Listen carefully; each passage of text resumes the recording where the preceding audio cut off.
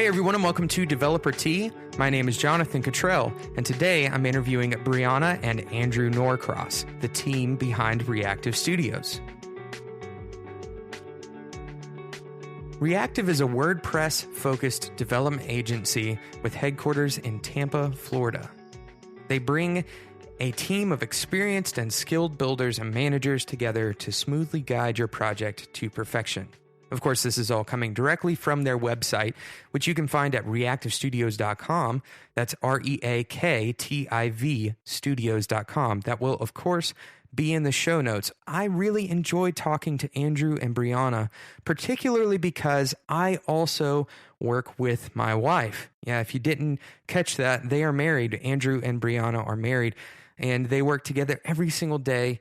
And I do the same thing with my wife. Of course, my wife and I don't own a business together, so we aren't the perfect mirror relationship to the Norcross couple, but we definitely work together every day.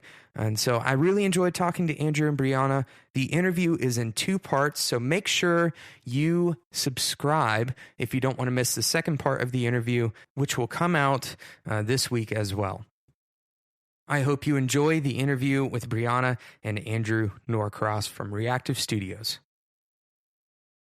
Thanks so much for being on the show today, Brianna and Andrew. Yeah, absolutely. Well, thanks for having us. So I'm really excited to talk to you guys about so many different things because I think we have a lot in common in our daily schedule and kind of the interactions that we have on a day-to-day basis.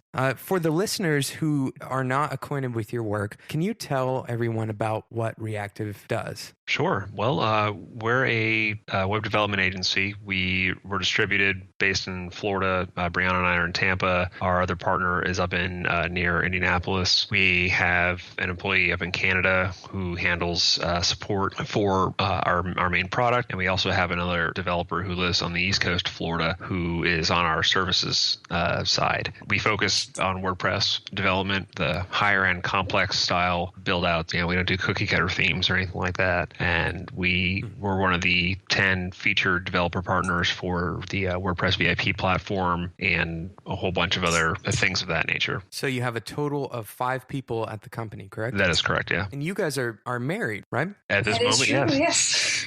At this moment, so that's optimistic. Good. I hope by the time that this episode goes live, that's still the case. So. That's the goal.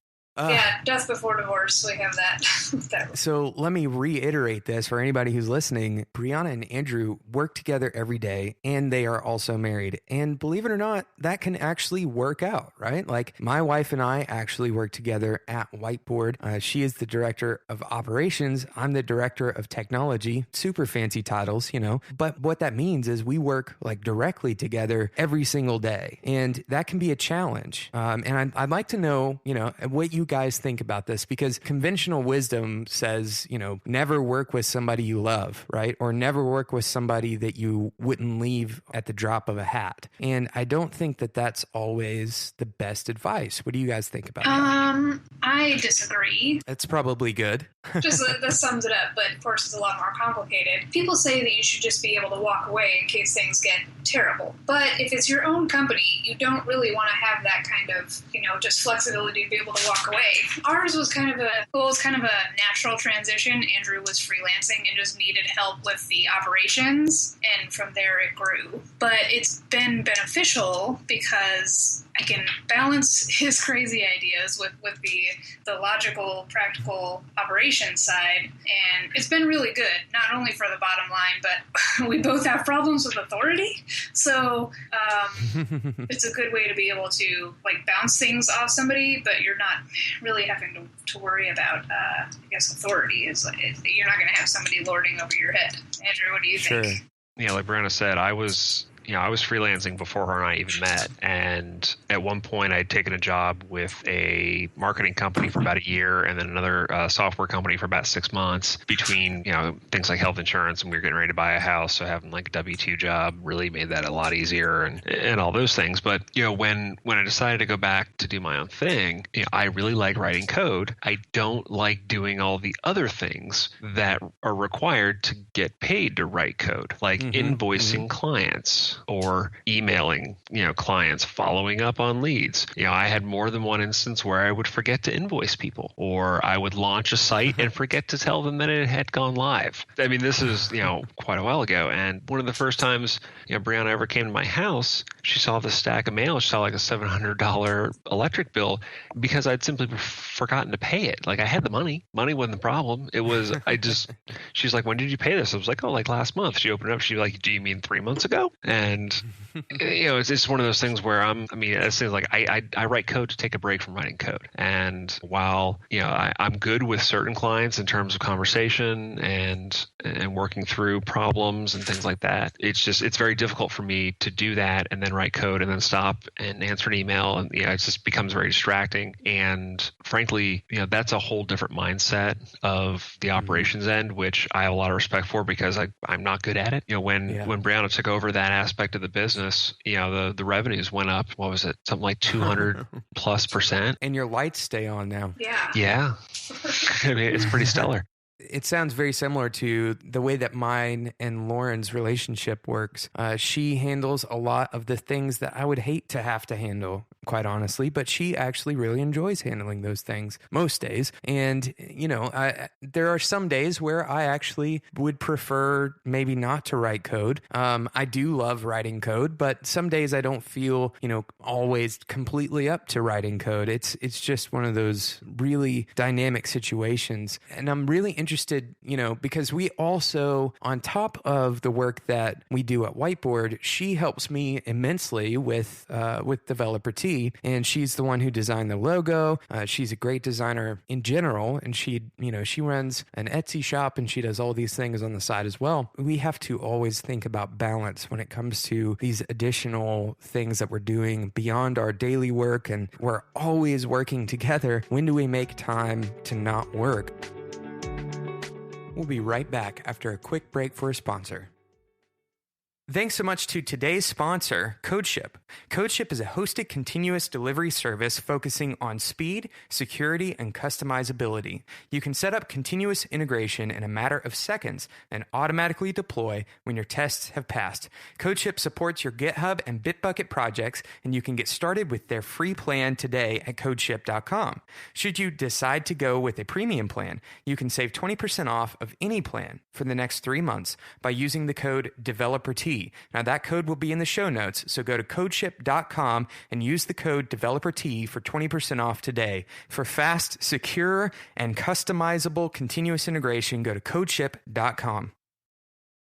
I know that, Brianna, you run another company in addition to Reactive, correct? I do accounting for, 6 or 7 companies in the same space as ours. So it's really fun and interesting, but it is challenging. Sure. Well, in accounting, I feel like, I have no business to talk about accounting. I have no idea about anything in the accounting world. Did you go to school for accounting or anything like that? No, actually, I did not. I just kind of taught myself. I was doing books at a company that leased trucks out to semi-truck drivers, and it was a very small family affair, and I just kind of had to learn QuickBooks, and so I learned it, and I guess I just made that my job. Wow, that is probably an anomaly of a story, especially for accounting. It seems like one of those things that you get put into the pipeline of accountants through the school system, but that wasn't the case. No, I came from a totally different school background. I was in nursing school for a while, but that was really hard to keep up with at the time. I was a single parent of 2, just all the school and having a job, which I was doing accounting as my job there. I just had to quit and be like, what can I do from home and be able to have a flexible schedule for my kids? And I just go full speed with this accounting thing. Well, it sounds like you guys have a huge focus on balance and on, finding the flexibility that you want in life and working from home, deciding, hey, we're going to use this entrepreneurial attitude to gain freedom. Yeah, I try not to laugh when people say we're trying to find balance, because I don't feel like we have balance at all. But then, when I back away and we do have a lot of freedom. Like, I spent 12 hours waiting for my dog to get out of surgery today. I was able to work from my father-in-law's cigar shop, and I was able to work from Starbucks, and nobody cared. And that was great. Mm-hmm. And then, and we can go to kids' school functions and nobody cares and we're not getting fired. And that's great. But we're like falling asleep in bed and then I sit up and I'm like, oh my God, we forgot to do this one thing. So there's a lot of freedom. There's probably not a lot of balance. I think that's probably true for us as well. And I guess, it's interesting because I still find happiness or fulfillment there. And maybe that's another space where, conventional wisdom fails us, is when we're really truly interested in something together, if it still feels like we are spending quality time together. Yeah, and we've definitely made an attempt to be like, okay, we're going to go on a date and not talk about this big thing that's happening at work. And then we just feel like we're like bottling it up. We want to talk about it because we love our company and we love our jobs. So we just decided to stop fighting it. Like, we're really invested in our company, and which I think is something that I don't want to diss other people and say that they're not invested. But when you're both, if this company doesn't make it, this is our household income, this is everything. I think you're slightly more invested. Sure. Yeah, I mean, it's one of those things where there's still times where, like, for example, if I'm getting together with friends who are also developers, and sometimes we kind of dive, we end up talking about nerd stuff because that's what we talk about. Yeah, I can see, Brianna kind of mentally float away as they should, because it's boring for anybody who doesn't do it. But this is what we do. And if you think about, most couples, they talk about their jobs with each other. The only difference is they're different jobs, and they're talking about so and so they work with, this person did this and this person did that, and then you're only getting the perspective of your significant other anyway, and then couple that with you hear people talk about, my work wife or my work husband. Well, I have one of those that happens to be my actual wife as well. Yeah, you don't have to have an affair in order to make that work out. There's little things that we do. Like, for example, we each have our own office in the house. We bought a house. That's been a marriage saver. Oh my gosh, we used to share one, and it was just a nightmare. Because our just work styles are different. I need blocks of time, pretty much uninterrupted that I can work. She works in bursts. She takes calls. She, does this, does that. She handles more of the kids during the day when they get home from school. And a lot of what she does is more, I'm not saying is worthy, but is more interruptible to a point. Yeah, it's definitely, I do a lot of context switching. And so me getting up in and out of the office, just driving him crazy. Yeah. Right. Yeah. It was going insane. So it works out well that we each have our own office. And then also, we can close, we're both working, we're both in the house. We use Slack to talk to each other, or we text each other while we're working. Yeah, we actually follow a very similar structure. We work in the office at Whiteboard, but we have the same kind of rules. Anybody who's on communications teams or content teams or even designers, we put them in different locations from the developers, because we go, 2 hours without anybody in the development room saying a word.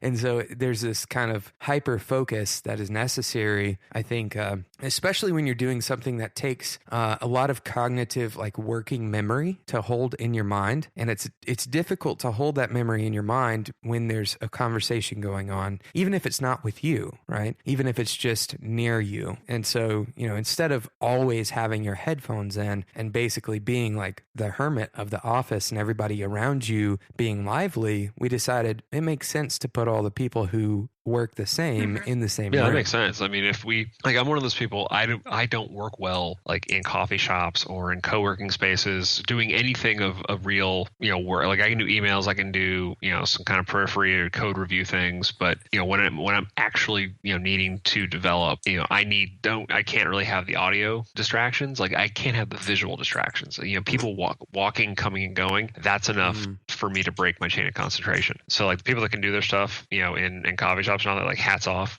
I'm not one of them and probably never will be. But the ability to do our thing, and then kind of coming back to what you're talking about, us discussing work. It's there are certainly times where we don't. I mean, we have 3 kids, so we certainly have other things to talk about. We have our respective families. My folks live here in Florida, and they're getting older, so there's certain stuff with that. We have 2 dogs. We've had other pets along the way. We have other friends, siblings. I mean, we have full lives, so we do fortunately, we do have other things to talk about. But, at times, what we may be working through or doing work is the most exciting thing going on in our lives. Yeah, which is awesome. It's like the dream job, right? Like when you're so excited about the work that you're doing that it's not a burden as much as it is like something that you're ready to do when you wake up in the morning. I feel like that's a really good place to be in life. Yeah. Some people disagree with that though. And I don't think it's necessarily wrong either way, but I personally, I really enjoy liking my work. I really enjoy that moment where you wake up, in the middle of the night and you're like, oh, I forgot to push that code, right? Or whatever it is that you forgot to do. And it's not always forgetting. Maybe sometimes it's waking up with a brilliant idea. So there's some times when it's not a mistake. Andrew has a waterproof notepad in the shower for like code ideas. Like, yes, I got it. Oh, that's fantastic. Better write it down before I forget it. Yeah, that or like that's really cool. Note apps on my phone, or I've written stuff physically on my hand, or like I'll think of something and I'll just walk away. I won't even say anything. I'm like, I need to put this down on something or it'll disappear. Mm-hmm. I'm interested to know what kind of insights or like epiphanies you have had. Like, are you thinking through a problem that you are trying to solve at a given point in time, and like the solution comes to you, or is it more like I have this idea for a feature in a plugin that you're developing or something like that? I would say both. Being on the witness end of all your, random spurts of information, I think it's probably equal problem solving or new ideas. Yeah, I mean, there's sometimes where I'll have an idea kind of stewing and I won't even say anything about it. I'll just kind of let it sit. I'll look around and kind of see what people are doing, see what's been done. Sometimes things haven't been done for a good reason. Sometimes not. Mm-hmm. Sometimes it's a burst of just out of nowhere, or a lot of times, and at least my own experience doing client work, that I just start to see patterns in the development work I'm doing for clients. I build it once for a client, it's a unique one-off. I build it twice, it's an edge case. 3 or 4 times, now I'm starting to see a pattern. And not only that, it usually, depending on what it is, I've got an MVP or close to it simply from the client work that I've done. I've taken bits out of client work, refactored it a bit, cleaned it up, made it a little more general, and released it. Yeah, that's one of the benefits, and we will talk about this in the next episode. But one of the benefits of using WordPress, which is always a hot topic amongst developers, is whether or not you should use WordPress, or even just what framework should I learn, what framework should I start out with. But this has been really enlightening, really interesting to see the similarities between my life and you guys. And I'm sure that there are other developers or even couples listening to this episode that are seeing similarities as well. So thank you for sharing all of that with Developer T and with me. Not a problem. Thank you so much for listening to Developer T. I hope you enjoyed this first part of the interview with Brianna and Andrew. Make sure you tune in for the second part of the interview.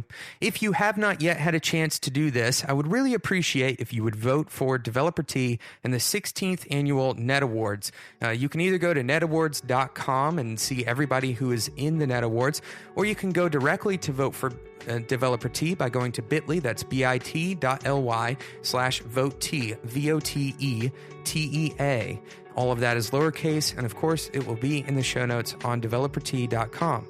I hope you enjoyed this episode. If you have any questions or comments, you can always reach me at developerT@gmail.com. Thank you so much for listening, and until next time, enjoy your tea.